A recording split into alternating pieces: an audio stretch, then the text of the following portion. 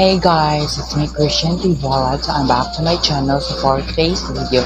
So we're making a skincare routine but night version. So I think this is the whole part of my life that I did this for you guys, especially when I did this in my previous video. So we're just making like a little bit or a little short about my skincare routine, but you never seen what is like idea, what is my like process from beginning to end, because we did makeup removing, then wash my face, and then using some lots of skincare before.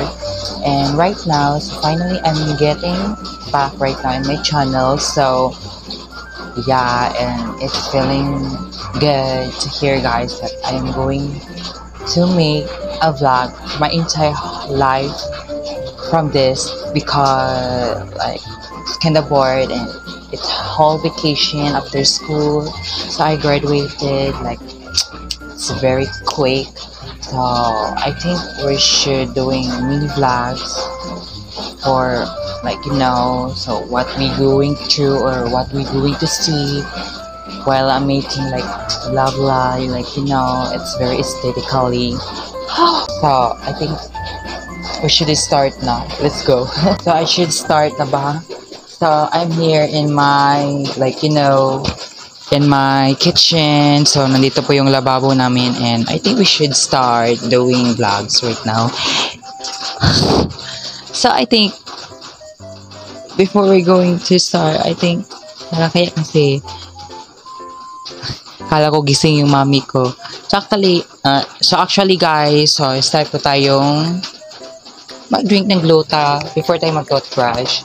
I think we should probably drink this kind of I think we're going to take a vitamins right now. So this is the collagen and this is the vitamins. So I think we should start. So I think we should drink na lang ng vitamins. This is vitamins. So this is vitamins probably. So sige.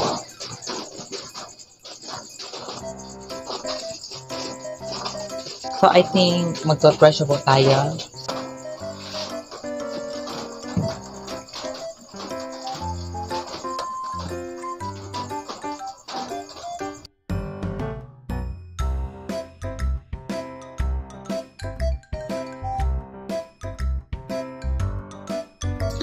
So, after I'm doing my oral care, I think magsisimula na mo tayong magbihis, maghilamos, since it's a privacy. Kasi nga, nagbihis,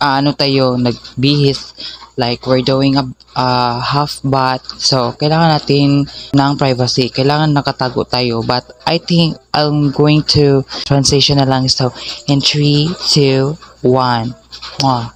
And yes, we're finished na guys. So magsisimula na po tayo sa skincare night routine. So actually before po guys, ang dami ko talagang mga gimmick na ginagawa po before. Diba nakikita mo yon?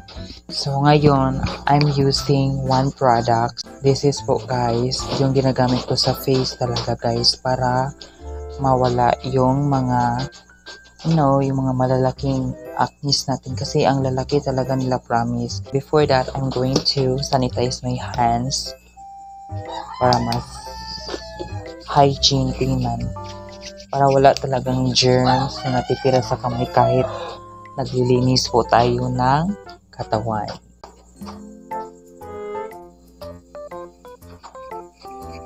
Ayan, ganyan na po siya pag-apply guys. Medyo ma-update lang talaga siya kasi nasa na po kasi tayo, middle of the days na po. Middle of the days.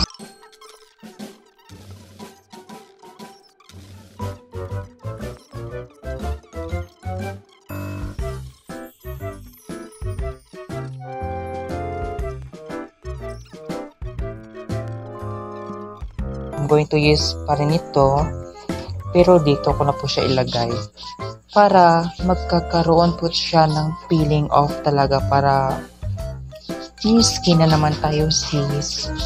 Ganon. Ilaban natin to, i-push natin to kasi nangingitim po talaga tayo in the last days talaga, like grabe talaga yung pangingitim ko guys. Buti na lang talaga meron tong product na to. Maganda to sa skin after mag peel off, ganon. So I think this is the final look guys. So thank you for watching. So don't forget to subscribe and leave likes guys. And yan, bye. Mwah. See you in the next vlog. Mwah.